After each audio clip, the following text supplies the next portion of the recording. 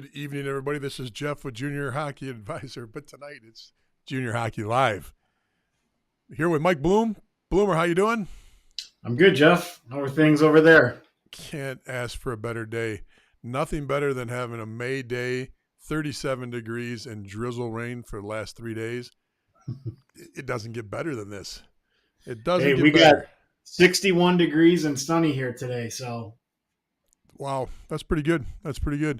Feels like spring. Listen, Junior Hockey Live. What are we gonna do tonight? We got a lot of stuff to do. We got to talk about the BCHL and its moves. We got to talk about the USHL Draft. We got to talk about the USHL playoffs, the NAHL playoffs. What am I missing? Anything else? I'm sure there's other things, but that's pretty good to get an episode in. And it's been a while since we've had one, so we're coming in with a ton of info today. Is your mic on, Mike? Is your mic on, Mike? Maybe is. A little closer because it's not showing up. We're not getting much from you here. Interesting. Before we start getting a couple of our regulars complaining about it, you not having a voice on the show, we better get you sounding right. So, okay, let's see if that works. Sound better now? Oh, does it sound great now? Crystal clear. Crystal clear and ready to go. Awesome. Well, okay, let's. What do you want to start with? What do you think? Well, first of all, you got a question, you got a comment, throw it on. Try to get it on to us early. The earlier you get it on, the more we can talk about it. Love to hear from you. Love to hear your thoughts on some of the things we're talking about tonight.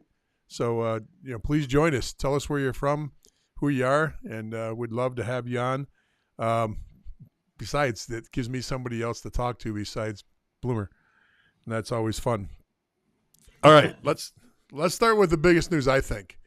I think the biggest news is the BCHL news. It's not the blockbuster news that, there's other people that are online like this is going to be the game changer, the whole world. And some of you know who I'm talking about. There's a fake news in the hockey world out there that this was going to be the blockbuster move that's going to change junior hockey forever. And don't commit to a team because this is going to change everything.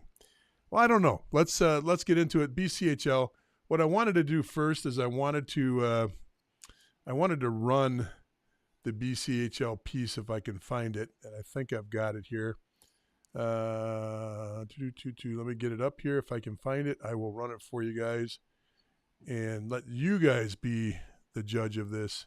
And of course, you saw me, Mike. You saw me preparing this before we went on. I actually took, there we go. Okay, so let me go over here. We'll put this screen on. It'll take a few minutes to run through this, but I think this will give everybody an idea what we're talking about. So put in the comments if this is not running right, and I'll let it run here for us. For 61 years, the BCHL has been striving to be the best Junior A hockey league in Canada. A league known as a pathway to scholarships and for putting players first, for being a league where hockey dreams come true. We are proud of our history, but the BCHL must modernize, and our plan is to do just that, to level up. Our mission is to establish a tier of junior hockey never before seen in Canada, raise standards, provide more opportunities for players, and increased excitement for fans in this province. Imagine a next generation of junior hockey in BC, a league with bigger goals, a league dedicated to sending even more players to NCAA Division I schools, a modern league with a focus on keeping scholarship and NHL dreams alive while honing skills here on home ice. After years of searching for solutions, asking for an audience with the governing body to brainstorm new pathways for players to compete close to home, without success, the BCHL's Board of Governors have voted to not renew the league's agreement with Hockey Canada. This bold move gives the BCHL's 18 franchises freedom to become a much more dynamic and modern independent league. To understand why, we need to understand the national system and how the BCHL has outgrown that system. Hockey Canada is the national governing body for hockey within the country, and it oversees all leagues in our sport. Hockey Canada's system provides strong support for many of those leagues, teams, and players across the country. However, the system has not evolved to support college tracking hockey in Canada, which is trending upward. Here's the issue. In the Hockey Canada development model, the Canadian Hockey League is considered the top tier and has been given advantages. However, if a player signs with a major junior team, it immediately disqualifies them from U.S. college schools because the NCAA considers the CHL a professional league. This is not the case for Junior A, which is why so many Canadians play in our league, to preserve that college eligibility. If players under the age of 18 do not have a proven college tracking option in their own branch or region, they're restricted from signing in the BCHL by Hockey Canada regulations unless their parents move to British Columbia. Often, they're forced to leave Canada to play in the United States. What we are left with is a system that encourages Canadian players with scholarship aspirations to pursue their junior hockey development in the U.S. The BCHL believes that players should have two development paths in Canada: Major Junior leading to the National Hockey League, and College Tracking Junior leading to a U.S. college, and then the NHL. Both are important, and both should be supported. So let's stop right there for a second.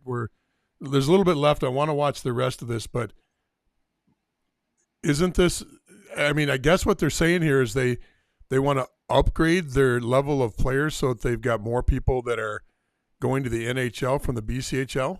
I don't know, because right now the BCHL is the pathway to the NCAA for the most part. It's the major pathway in Canada. What's the difference, Mike? What am I missing here?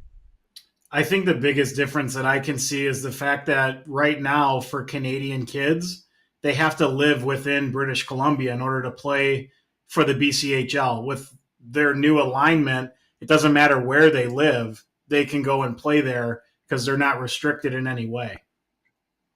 Okay, so right now, if we look at the BCHL, which it should come up here in a second, and while I'm doing this,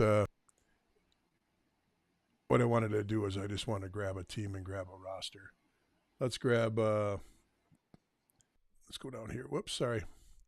Let's go down here. I'll grab it. I'll grab the Clippers here. And so if I'm looking at their roster right now, they've got one. Well, look, what they do is they get these duels, which don't count as transfers. So even though they live in PA and this one lives in Las Vegas, they're still dual citizens. But everybody else is a BC except for the Americans. They're all from, well, except for here. That's a Quebec kid, Ontario kid. So already I don't understand, unless what they're saying is there's a limit on those kids that come in from the other, and they want an open door. Is that what I'm hearing? Well, no, you're looking at the kids who may have been born in Ontario or, Quebec City or whatever, but now live in the BC, whether they did that in order to play in the BC or they moved earlier on. I get you, but there's a heck of a lot of kids already doing that. And that's no different than a kid in the States moving to the Detroit area or the Chicago market to play U15, U16, U18. I mean, so they're already in a sense they're already. The parents would have to move. The parents have to move their home and everything else in order for that to work. Technically, that's what you have to do also in a lot of the states and a lot of the districts. For example, to play in most of the teams, you're supposed to move into the market. I think they get a couple. Like Victory Honda gets a couple kids they can bring in from out of the state. But they end up having 6, 7, 8 kids from out of state because they take up residency there somehow. They get an apartment. The parents actually do move. I mean, Rocco Grimaldi was a California kid playing for Little Caesars when, it said Detroit on his address because his whole family moved in there, they just picked up and moved across. So I guess that's the same thing they're dealing with, because I understand their system, but I'm not understanding what the independence does that's going to improve them. Okay. Yes, maybe it gets them the ability to not have to move, the family moving. Okay, that's advantage. That's an advantage. I can clearly agree with them that if that's the case. Let's watch the rest of it and let's see if there's anything else that gets picked up on here. BCHL tried to modernize junior hockey within Hockey Canada. The decision to become an independent league was made after nearly 5 years of good faith efforts to find solutions. BCHL owners, governors, executives, and committees thoroughly explored all options, but were unable to get meaningful dialogue, responses, or attention from governing leadership at Hockey Canada. After years of asking for dialogue with no progress, the time has come for change and a new path forward.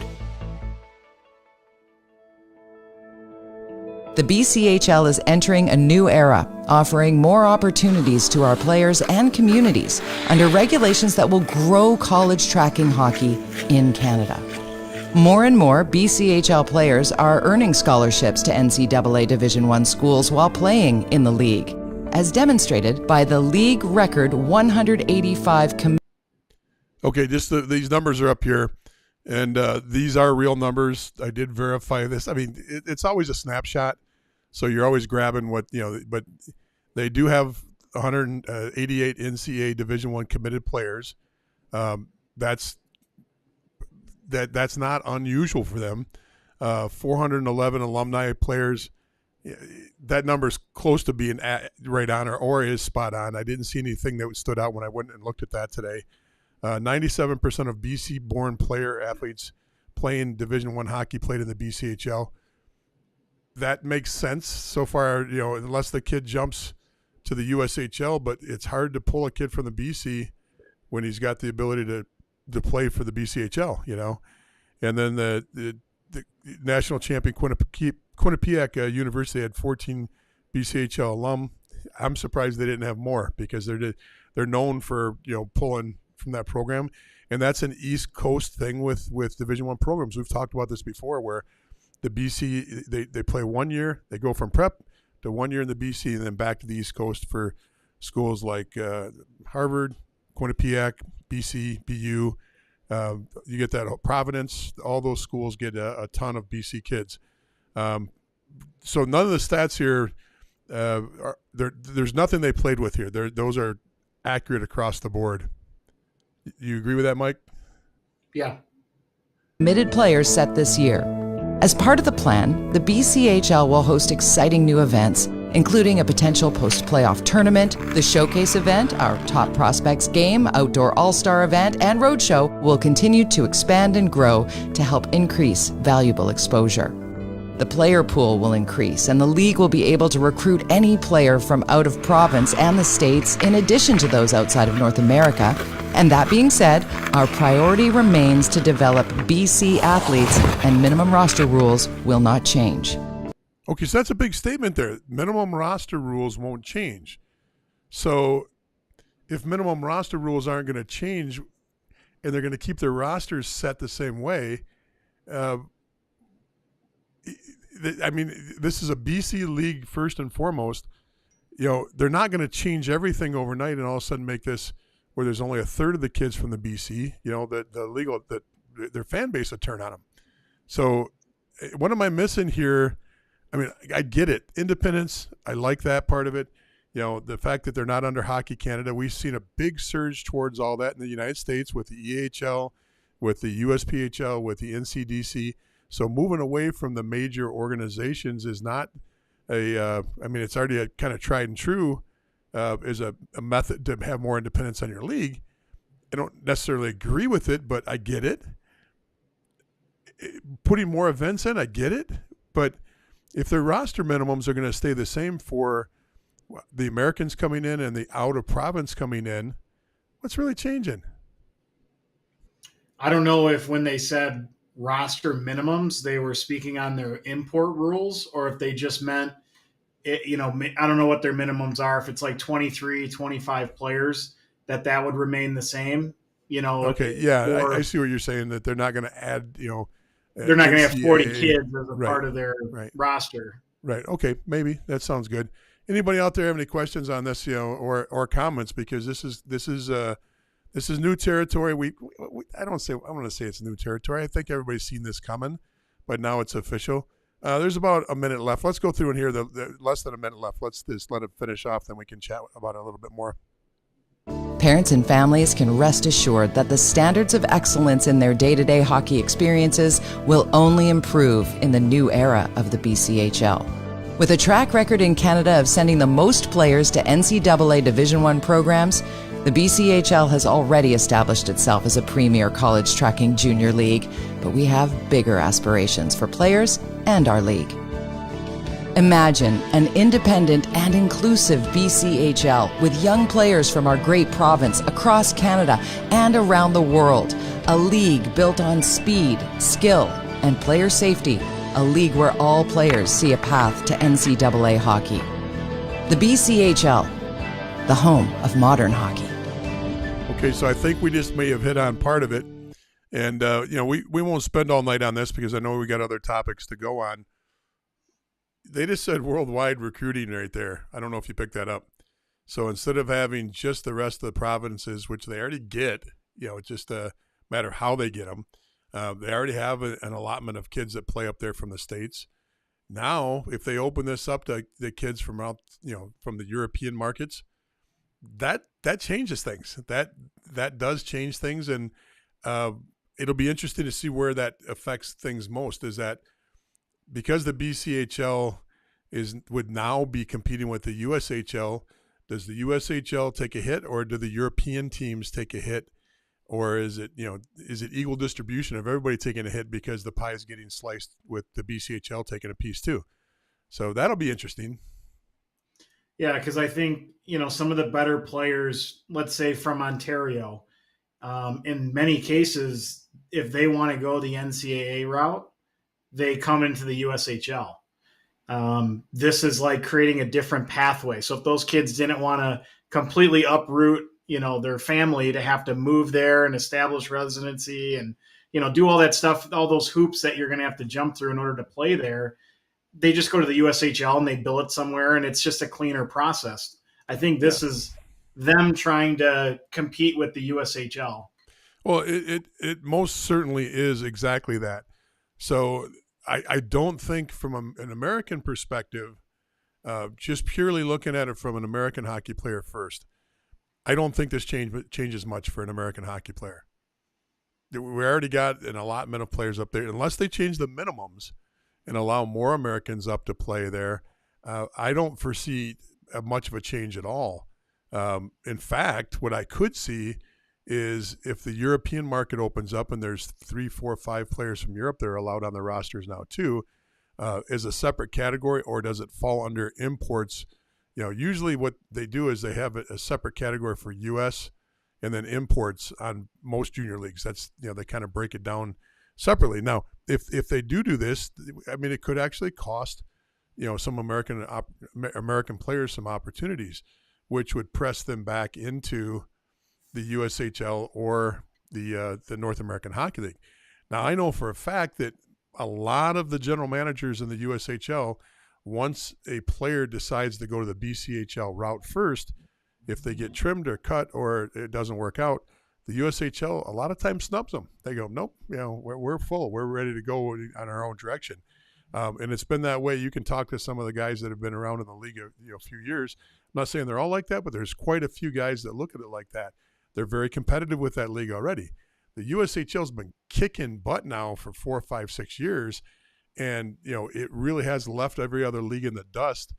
Even the major juniors they were talking about, the Q, the W, the O, all these leagues now, they don't have the same numbers as far as quality hockey players that the USHL has. It's the deepest league right now, and it's producing the most first-round picks. It's producing the most players, per roster. That's where it's at right now. So I get it that they want to be on the same level as the USHL. I get it that they want to compete there. I just don't think there's an advantage for a U.S. player. This might be good for any kid outside of the BC, the actual province. But I don't know. That's the way I see it. What are your thoughts? Yeah, I think it still remains to be seen if there's a push that they're trying to make that they're just not saying out loud right now, as they try to transition into this. Yep. Where it could be them putting a huge focus on trying to get a bunch of U.S. kids into their league and try to compete directly in the, for the US kids with the USHL, or if this is more to maybe pull some kids that might consider going to the OHL or to, the WHL. Obviously, those kids for the most part don't really care about NCAA, but maybe they would reconsider. Obviously, the Quebec kids, to get them to consider going to the BC route and then going to the US college route and then obviously to the NHL. There's just a lot of factors that go into it that I'm not exactly sure like what their main focus is. But, obviously if they don't have any import rules or they don't follow some of the rules that are in place with Hockey Canada, it could also backfire on them, because we've seen that. We saw the what's happened with the NCDC when they pulled away from USA Hockey, when they opened up and expanded the amount of foreign players they allowed into the program. It didn't necessarily, first of all, the European players are not dominating the upper part of the league as much as I thought they were going to.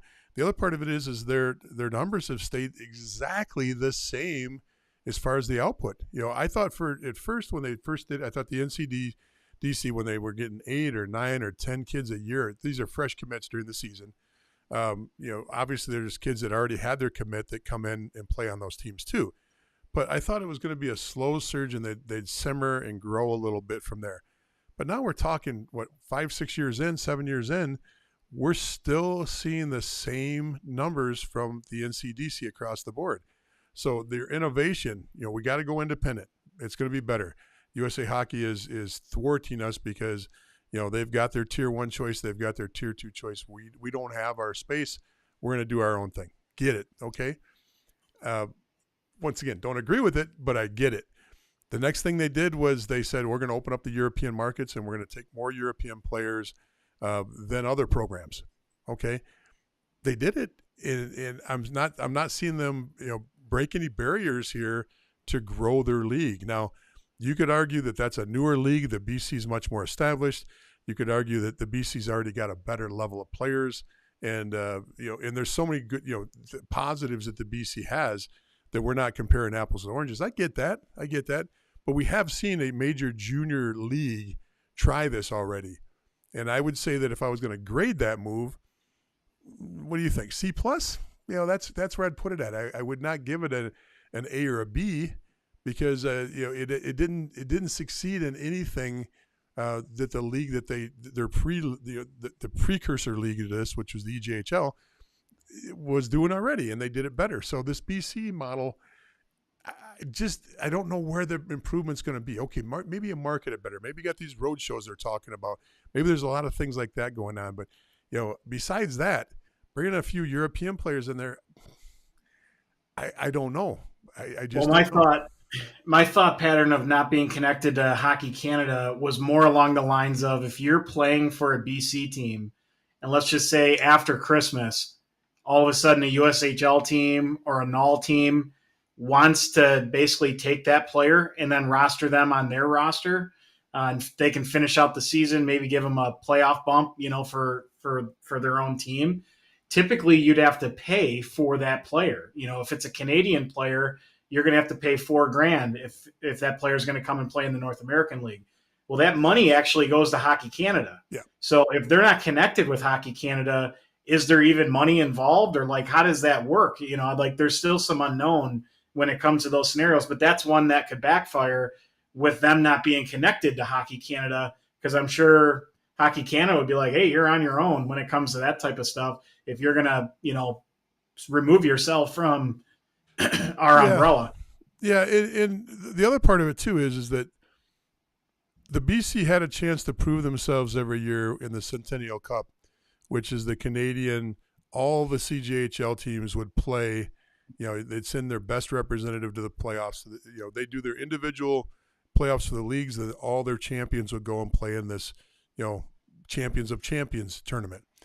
And when they did this, the BC would always, fare very well. I mean, you'd have your outliers, your Brooks or somebody would once in a while step up, but the BC did very, very well over the years representing themselves. Even if they didn't always win the championship, the quality of teams they sent there were just unbelievable. And it's like playing on the NAHL. To win the BCHL championship, you get it's arduous. That's the hardest of the different leagues to win, is the BCHL championship. So, just like the NCDC, the longer the NCDC is away from that, now there's speculation. Is the NCDC as good as the NAHL?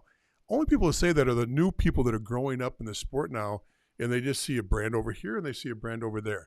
It used to be all these people played in the States at the tier 2, tier 3 level, and you had championships. You had a national championship, so you could prove who was the best. And the NCDC, in their prior life, would always dominate that level, and they just built a great reputation off of dominating all the other junior leagues. Now, the NAHL and the USHL were not part of this. This was everything else. So the BC had that reputation too. The further they get away from this with this independence thing, I think it's going to actually be something hard to overcome, because now nobody can compare it. Now you got a Centennial Cup champion, and they're sit over here, and people can see it and go, oh, that's the champion. The BCHL, who do they play a championship against? Nobody. So they win. You got your own league championship, then they're done. I just think that could be something that's, if it's viewed the same way the NCDC is viewed, it could hurt them in the long run. Yeah, and if somehow Hockey Canada wants to try to beef up, let's say the AJ, right now I would say out of all the junior A programs, or I should say leagues, the BC is the top league. When you're breaking down the SJ, the MJ, the AJ, the OJ, all these other leagues, they're definitely comparable in some cases to the USHL, but in most cases comparable to the NA, just overall rosters. So they're kind of sandwiched in between, the USHL and the NA. So them breaking away, if all goes right, it could be a good thing for them, and I think that's their plan. If things break the other way, or you get Hockey Canada focused in on crushing them, it could definitely break in the wrong way. Yeah, in the States, that got quelled. There were some lawsuits in Minnesota that kind of put to bed early. Some precedence was set, and this is probably going back at least 10, 12 years.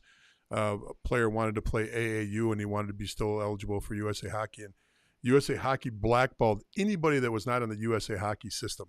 Blackballed them all. Especially Minnesota. They lost a lawsuit. It kind of opened up the door, and this is right before the system changed over to the cross ice and the new model of just cross ice for your younger players. So then all of a sudden it opened the door back up. So even though it was meant for older kids and stopping them from going to USA Hockey camps or being part of the developmental program, what it really did was open up the door so people could have these AAU side teams, these little mite and squirt full ice teams that nobody can stop, because USA Hockey's not going to go down that road again. They're not going to spend hundreds of thousands of dollars fighting a lawsuit that they'll probably lose again, because it was a monopoly. So, when we look at this whole thing and we look at where they're at right now with this model, I think that this is going to be interesting, but what I don't know is what's the next step. Is the next step to expand more into Washington State, into California, because that's the fertile ground right now. That's the area that really doesn't have enough. We've talked about this before. There's not enough junior exposure to that Northwest market, and even into Southern Cal. We could argue even that you get into Nevada, there's no representation. I mean, you got these Western teams of some of the USPHL, lower level teams, premier teams, and elite. But I'm talking about the big boys. Is that the move? We'll find out. It'd be interesting, won't it? We got a lot to talk about. I want to get a couple comments. Go ahead. Sorry. I was just going to say, I did see a rumor, and I don't know how true it is or what, that the NA was trying to purchase the BC League.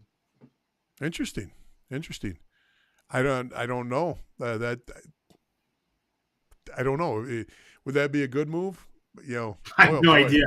The NA's got a lot of teams already. That would add instantly a bunch more Yep. But I don't know how they would work that. I don't even know if it's true, but I did read it online, so it's got to be true, right? Oh my goodness, that'd be close to a 50-team league.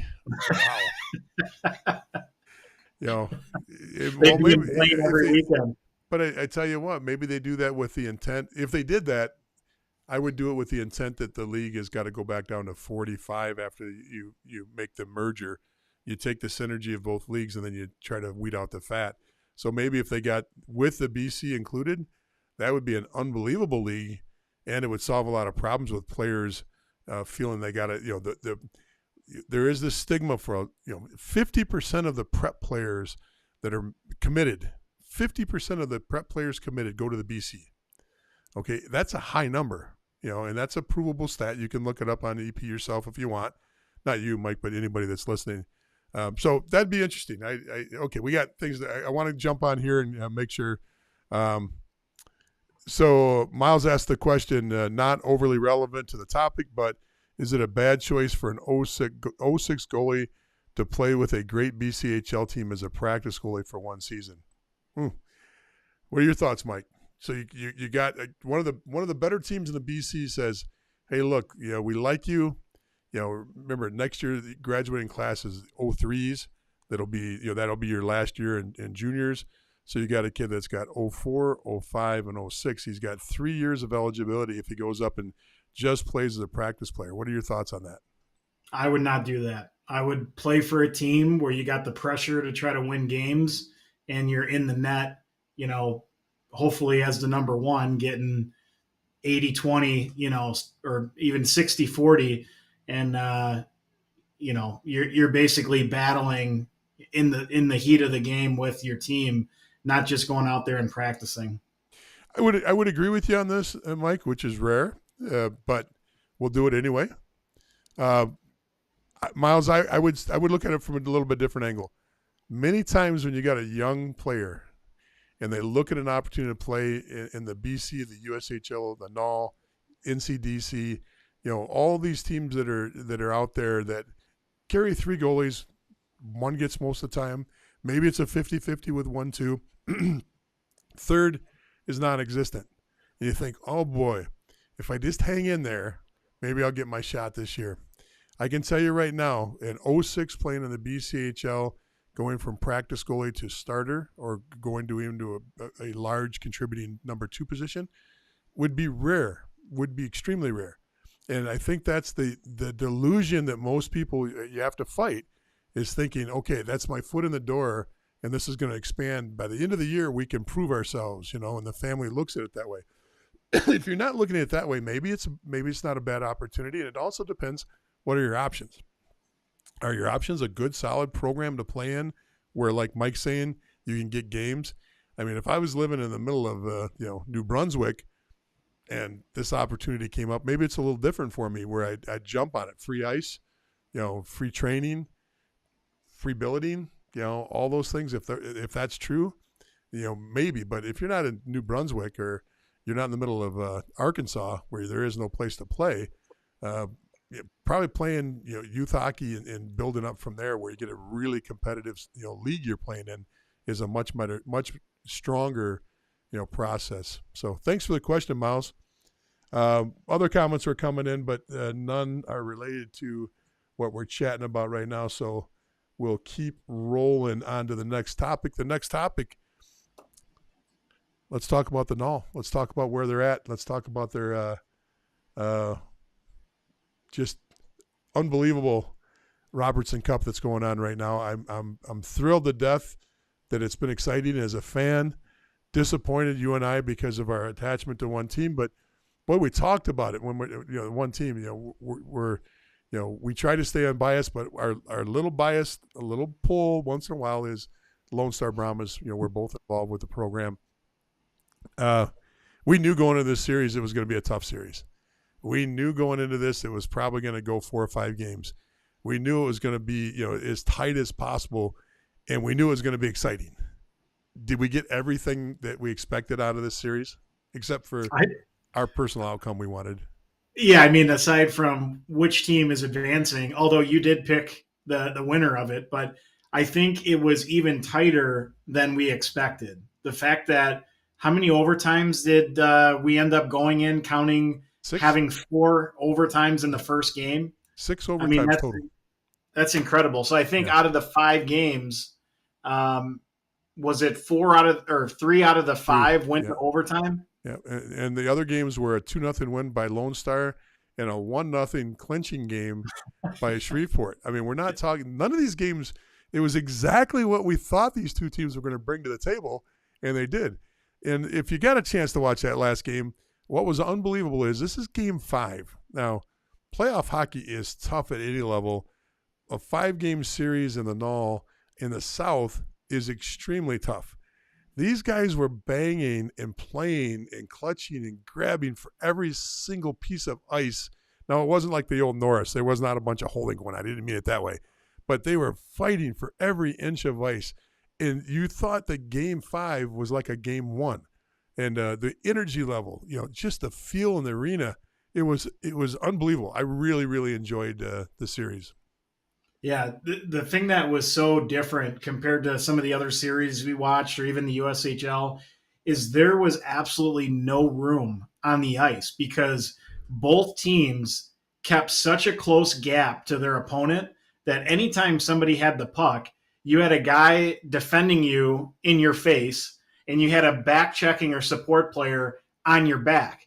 And it didn't matter if you moved the puck quickly enough because just the way that they were competing and how hard they were tracking pucks, there was like no space out there. So, 1 or 2 goals that you got in a game, you might have only had 5 opportunities in the whole game to even score. So to get 2 out of 5 that's something, what I mean? So it's just as a coach and as a player, that would be very difficult to play in with just how tightly checked, how structured it was. There was just no space. So both teams deserve a lot of credit for just how disciplined they were in that. So, Mike, I'm going to have you pull up the NAHL. Everything's going slow on my end. So just so we can talk about it. First of all, let's talk about the different divisions and what matchups we've got. Who's the series and what moves on now. Yeah. So while you're trying to pull that up, just real quick, our predictions. So of all the different matchups that have happened so far, can you guess what your record was? It doesn't matter. I called the biggest one, the one that was the hardest to call. I should get 4 bonus wins for calling that series right. You're stalling. What was your record? It was 5-3. 5-3. My record. My record. 7-1. Okay, I'll let you have that. Okay, because what did I tell you right after we got off the air last week?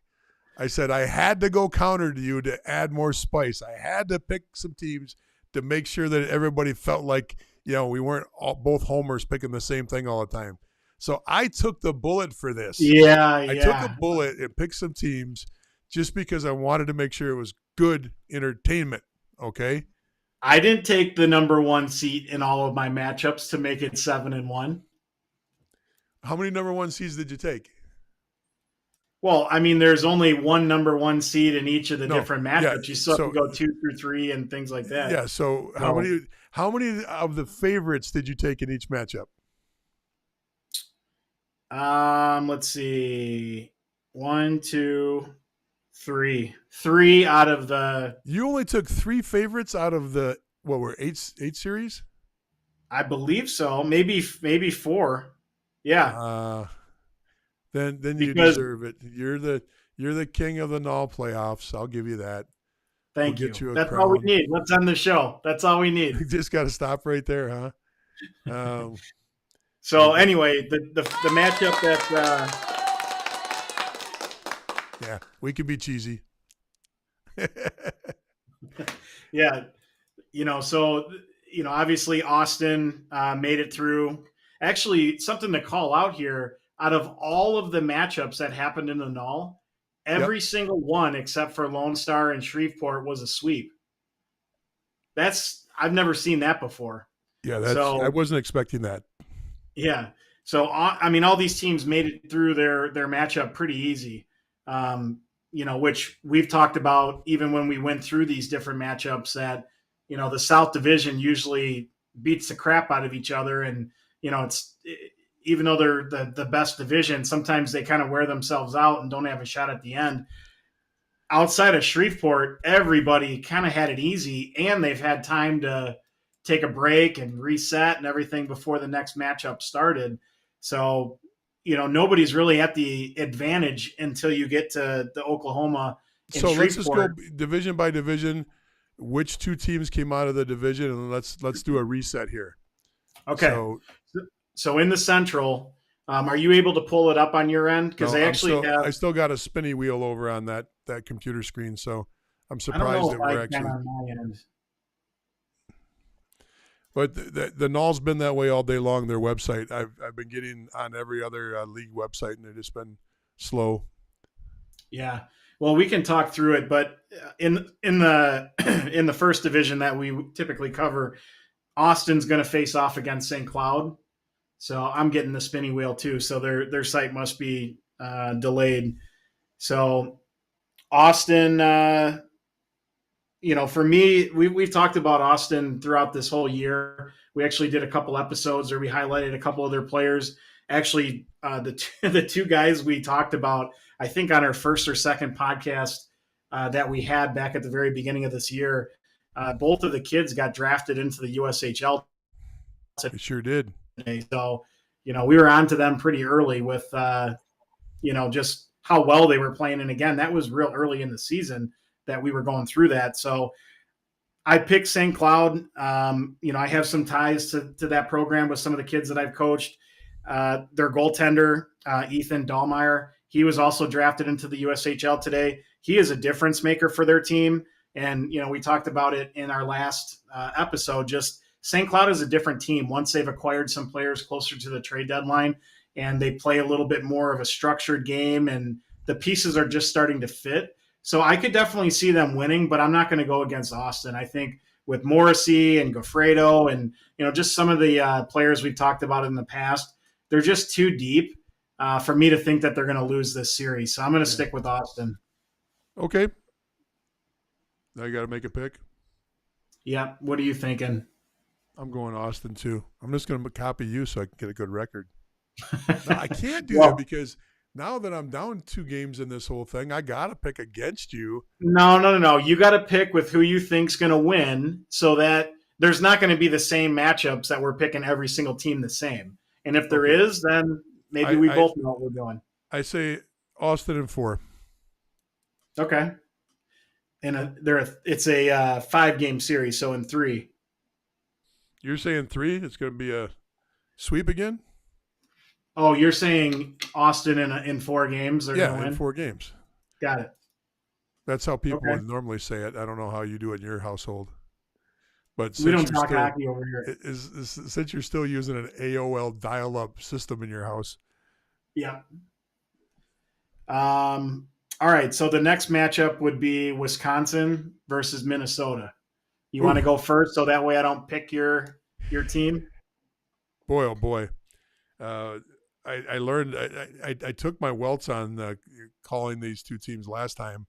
I watched a couple of the games this last series from both teams. Well, I watched one from one side, 1 Minnesota game and 2 Wisconsin games. Boy, I like Wisconsin. I mean, I really do like them. I'm going to pick Wisconsin. I'm going to say Wisconsin in 5. Yeah, I think this one will be fairly close. There's some, pretty good balance between the 2 teams. Like their rosters and the type of star power each team has is pretty balanced. Wisconsin's my pick as well. I think the Lewandowski kid, who actually used to be on the Chicago Steel a couple of years ago, and he actually did well in the USHL. I'm surprised he is not still there and is playing in the NA, but that's for him. He's one of the top players, and he's doing really well. He's a lot to handle for a lot of teams. So due to him and Gavin Moffitt, their goaltender, who also was drafted into the USHL today, he's got a 2 even goals against average and a .938 save percentage. That is really good for especially this division that plays a little bit more wide open than, say, the South He'd be or a some of the other fourth line divisions. goalie in the South, though. Holy smokes! That last series, I think everybody had about a .23 goals against. That Holy is smokes! true. That's a regular season, but yeah, but he's, like I said, he's a difference maker. I think Wisconsin will win, so we got the same pick for that one. Okay, tell me what you think about the other divisions. All right, so the next one we have is Maryland versus Maine. Maryland's been one of the top teams in the NA the whole year. Them and Oklahoma were kind of battling for 1 and 2 throughout the year. I did pick Maine to get here and to beat New Jersey, which they ended up doing. So I'm going to stick with Maine. And the reason why is not because of any individual player, their goaltending, but as a collective team, they're very solid. When you look at their plus minuses, I think we went through this last time, very little minuses on their team. I think there was one kid total on their roster. They're very good 5-on-5. They play with structure. They're just difficult to play against. And because of that, I think they're going to go through Maryland. Yeah, so Favorite. yeah, Maine's an interesting program. 3 years ago they made a run, made it to the Final Four. They made it to Blaine. They got beaten by Shreveport in the series. I think 2-0. I can't remember if they won. I don't think they won a game. Then they kind of fell off the table a little bit again. Now they're back in the run, and they're showing something there. Coaching staff hasn't changed. I think I should say it's the same people, different roles. The head coach now is he was an assistant coach back then, or associate head coach. What I like about this team is what you just said. They've got a level of professionalism and a level of detail of the way they play. I really like that. However, on the other side of the coin, I'm gonna say that Maine may outcoach themselves in this series with Maryland. Maryland might stay looser in this. I'm going with Maryland, but I'm saying it's a 5-game series. Yeah. It's hard to go against Maryland, in all honesty. They have way more firepower. They're faster, more skilled, but like I said, I'm sticking with the collective team of Maryland and making it through. All right, and the last matchup here in the Dirty South, you got Oklahoma versus Shreveport. Oof. What say you? Well, first of all, it's kind of like being in the Big Ten. You might not be a Michigan fan, but once Michigan wipes everybody else out, you cheer for them when they go to the national game or the bowl game. Or if Illinois wins in basketball, you might not like Illinois, but they're the Big Ten representative. Shreveport is the team that knocked us out. I have personal ties there. My son won a Robertson Cup with them 3 years ago. I know the staff well down there. Boy, I just hope it's not a burnout factor. But Shreveport right now, great goaltending. They're getting a little bit of everybody. They what I liked about them in the series is they played a little bit loose. They kept the game. They were intense, but they were still trying to open it up when they could. It's hard to do against Lone Star. Lone Star does not allow teams, a lot of opportunities, but they still found a way to get a couple 2-on-1s a game. They still found a way to get some odd man rushes, and once in a while they'd bust a guy out. They just seem to have a little bit more of a loose attitude for that level of play that I think might help them against Oklahoma. Oklahoma, on paper, probably is a better team than Shreveport. On paper, in my opinion, they're a better team. You got a good coaching staff, but you got a guy that's got you got a program that's got several Robertson Cups. You've got a program with a coach that's only 2 seasons off from his last Robertson Cup. He's got 3 to 5 players that because a couple of the guys were on the roster, but they just didn't see games in the playoffs. So you got a lot of players that still have Robertson Cup championship experience on Shreveport, and I think that's going to carry them. I take Shreveport in this, and I take Shreveport in 4 games. Yeah, I think if Shreveport, though, turns it into a run and gun type of series, they aren't winning that series. If they keep it tight and they take away the space and the skill and the speed of Oklahoma City, then they've got a shot. because Oklahoma on City paper is a better team. I tell you what, though, even if it goes run and gun, Shreveport's got a netminder right now that's playing at the highest level that a NAHL goalie can play. You see this a couple years ago. I don't know if you remember when Shreveport won it last time. It was their number 2 goalie over an NHL draft pick, or was he on the watch list or was he a draft pick at the time? Anyway, he ended up being a USHL goalie next year. He was on the NHL watch list at the time. He might have been drafted to it. I have to go back and look. He never got in because the second string goalie got hot and ran through the whole playoffs, with the number 1 spot. Unpredicted because this other kid was heralded. This was a kid that when at the beginning of the season in Blaine, when Shreveport played the evening games, it was a packed house to watch the kid play because all the NHL people came in, all the other Division I programs were in. Everybody was watching this kid play because he was so good. And I think they got the same kind of goaltending right now. They got a guy playing on the top of his game. And if that's the case, I'll give it to him even if it goes run and gun. I think that he can stand on his head and go old school 1987 Grant Fuhr kind of hockey. Yeah, that's right. That's where I disagree. So I think if they keep it to a 2-1, a 3-2 type situation, I think Shreveport can win. But if they're going to have to try to score more than 3 goals in a game, they're not winning that series. They just don't have the firepower to compete with that. So based on them having a really difficult series against Lone Star, and the fact that Oklahoma City, the Achilles heel. They're well rested. Shreveport might not have enough in the tank to keep up with the speed and some of the higher level players that Oklahoma City has. Yep. And I think that's what's going to be the difference in this series. And if it's not, it's because they keep it really tight. There's no space. Buechler stands on his head like he is very capable of doing and probably will do. That's the only way OKC's not moving on. The other thing about this, I think Shreveport's got to smack them quick. They got to jump on the first game. If they take that first game, I think their odds of rejuvenating and getting over that tired feeling is. If they lose that first game, it's like the uphill battle for the players. It's going to be tough just because of all the overtime games. Think about it. They played 2 extra games in that first round of hockey as far as total minutes go. They played over games. 2 games in game 1. They played three periods, and then they had 4 overtimes that are all 20 minutes, 5-on-5. Yep. I mean, that's crazy. Yep. Okay, so enough. No, do we want to get into the USHL? We're already 53 minutes in. I think so. Otherwise, it'll be over by the time we cover it. Okay, let's cover the USHL quickly, and let's talk about where they're at right now. I'm trying to pull that up so we can take a look and get the playoff standings here. Their website is working, which is always nice.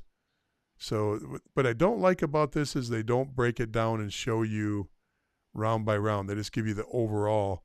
So we're down to the final 4. Okay, let's talk about the final 4. I'm going to bring this up so people can see what the bracket looked like as far as games and how many wins, losses of the 16 playoff teams. And I think if you go to the schedule for the month of May, it'll show you the matchups that go under stats, and then go to schedule. Oh, there we go. So, here it's the game schedule, but you can see who the matchups are. Yeah, there we go. That makes sense. So you got Lincoln versus Fargo in the first matchup. Lincoln beat Waterloo to make it in. Fargo beat Tri-City to make it in. For me, we talked about it in our USHL, predictions. Fargo for me, I think is the top team. I'm sticking with them to advance out of this series. I think they've got the high level scoring ability with a kid like Cole Knubel, who had 66 points.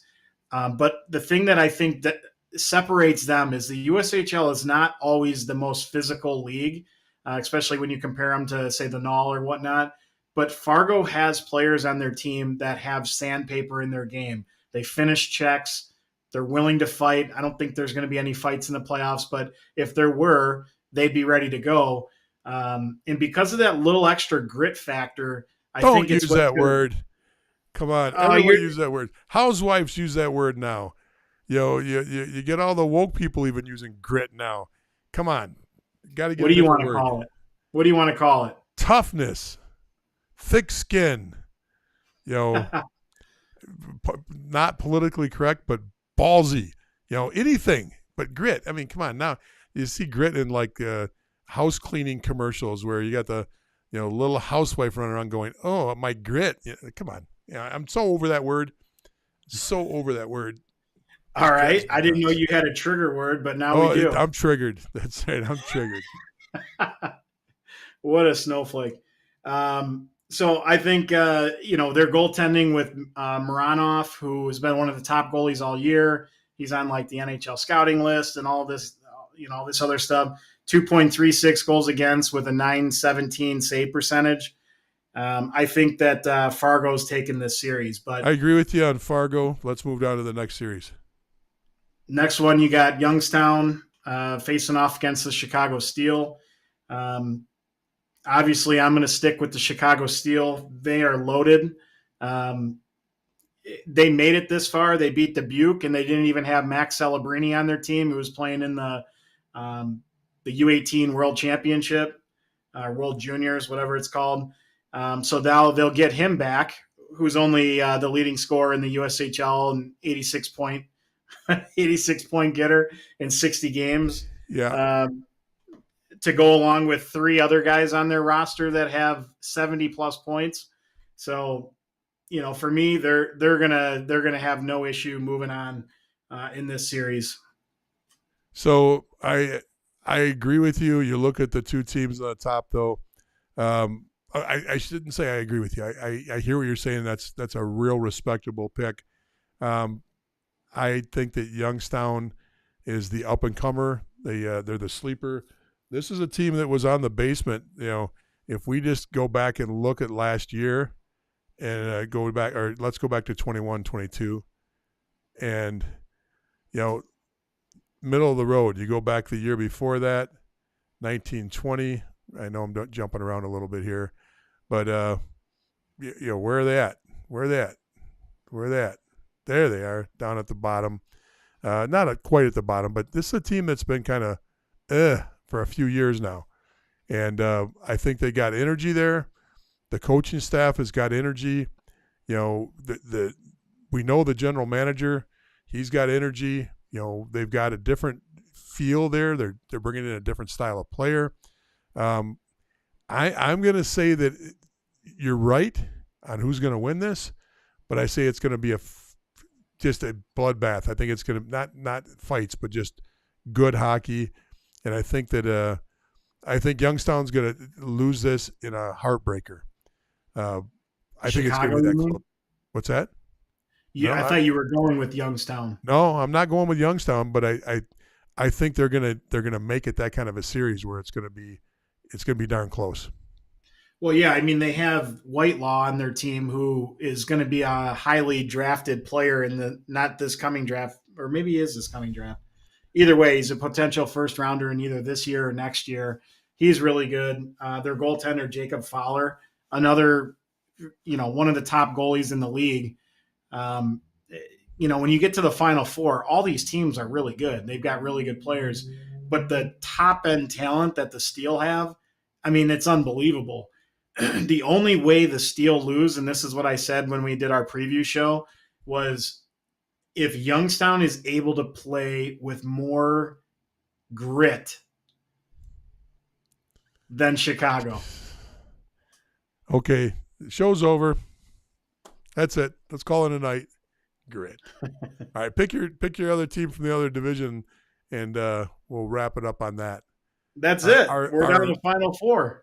I know. Did we do both sides? We did do both sides. I'm sorry. We did. The last thing we had was the USHL draft was today for phase 2 and yesterday for phase 1. We'll talk about phase 1 and phase 2 next week. Really, I had it on the background all week long, or all 2 days long. I didn't really see anything that jumped out of me that's out of the norm. There wasn't like any unusual. People will always ask, why is a kid coming out of the National Training and Development Program getting drafted so high by the USHL? There's a lot of reasons. And a lot of it's strategy when you start talking about the players that are that good at playing at that level. Think about it. Let's take an example, because this will be fun to talk about real quick. Let me pull up the USHL draft, and we'll take a look at one thing, just because it could be fun to look at this. Well, I did track a couple trends that I was looking at, because we always get asked a lot of questions about, which league is better and, different things like that when they start comparing league to league. And I stopped following this maybe in the 5th, or I can't remember where I cut it off, but 5th or 6th round. I mean, I think the draft is still going on. The thing takes forever. But in the 5th or 6th round, how many players do you think came from the North American League, the BC, the AJ, the MJ, the NCDC? Like, if you were to rank all of those different teams or all those different leagues, who would you think had the most kids drafted? The NAHL. Yep. Am I right? Yeah, the NAHL had, again, I don't know where I stopped. Maybe the 5th or 6th round. People can go back and check it. Maybe if you take the time to watch some of the videos I put together, that wouldn't have been a surprise to you.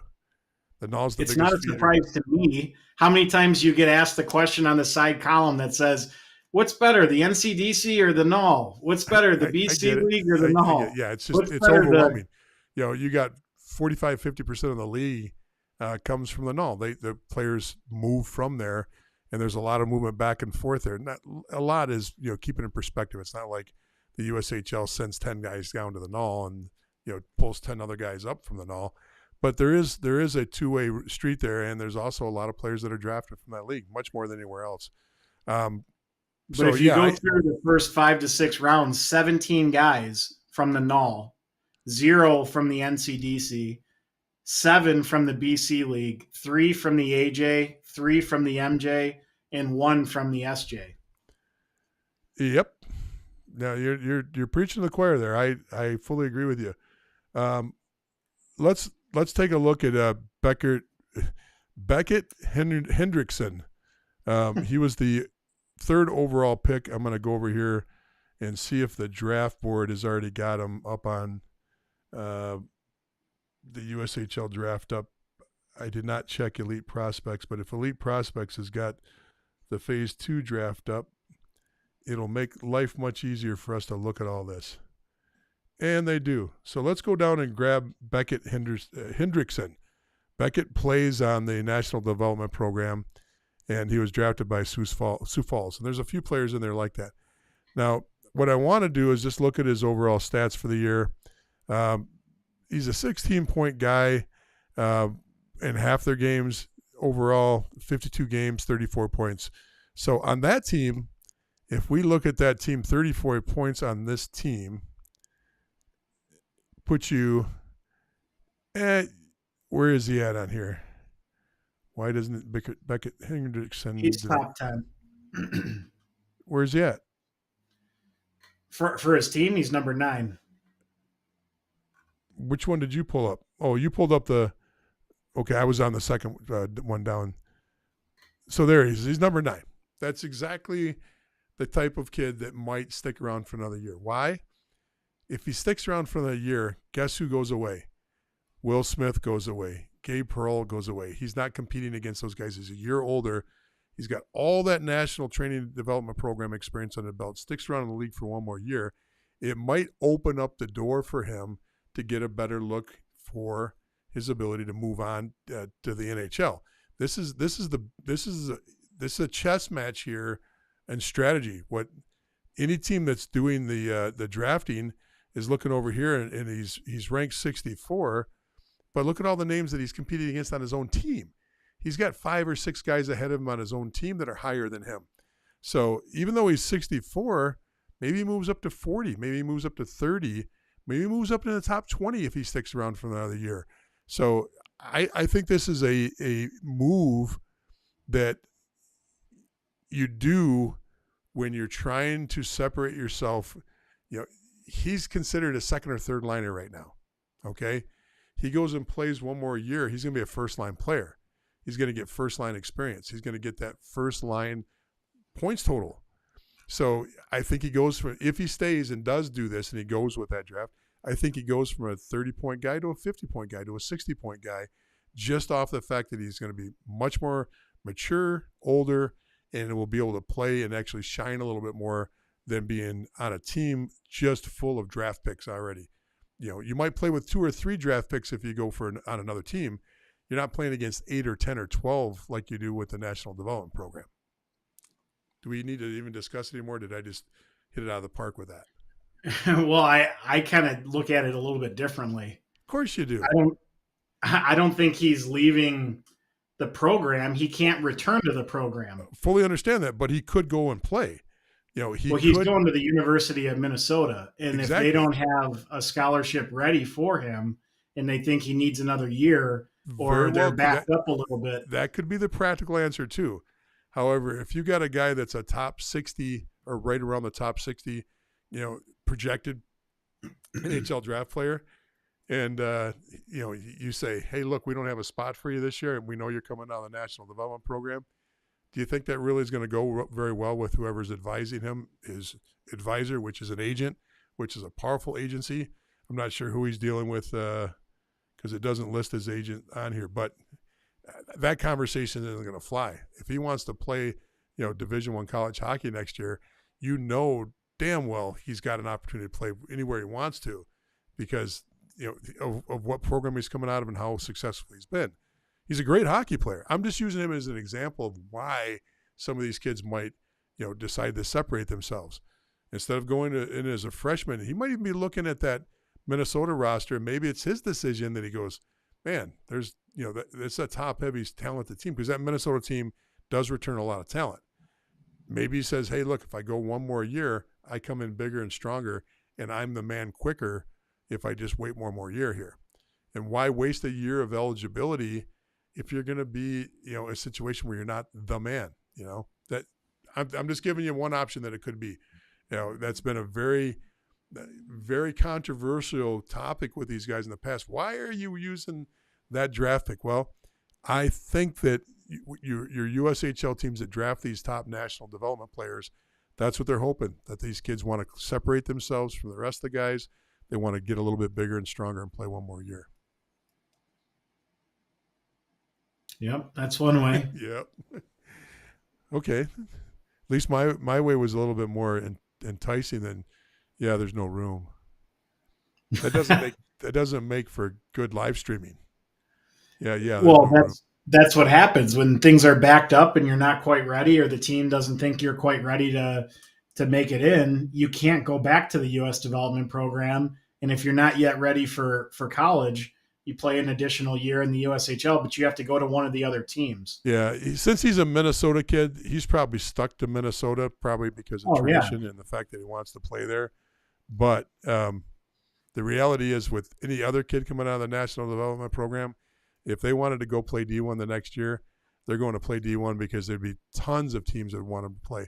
Minnesota's that anomaly. They're on top of the heap. You don't get bigger than Minnesota, regardless of who won this year. But let's not forget, this is a guy that's got a dad that probably had 10 years, 12 years, played for Maple Leafs, been around for a while.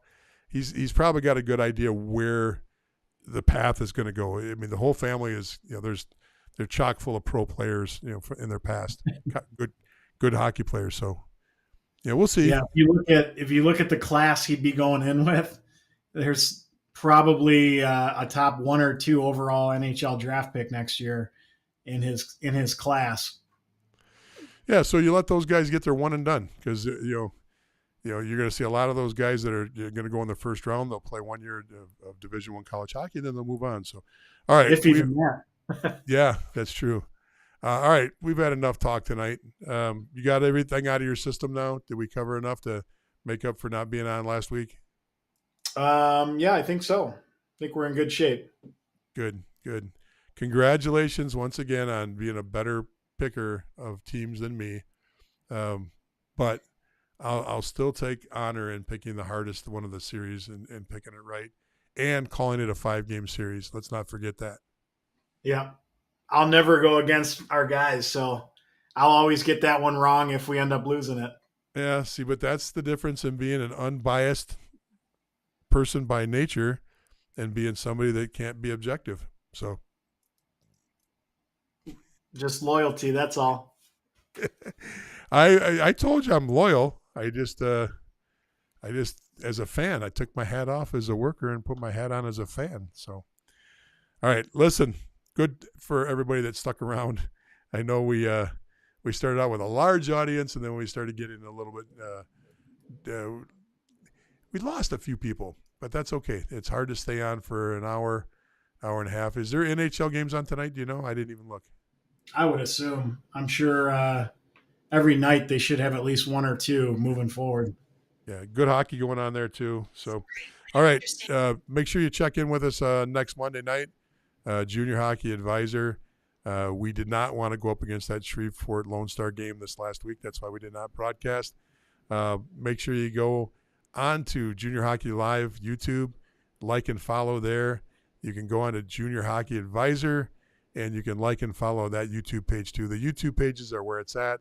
We need help there, so if you can jump on and subscribe, we sure would appreciate it.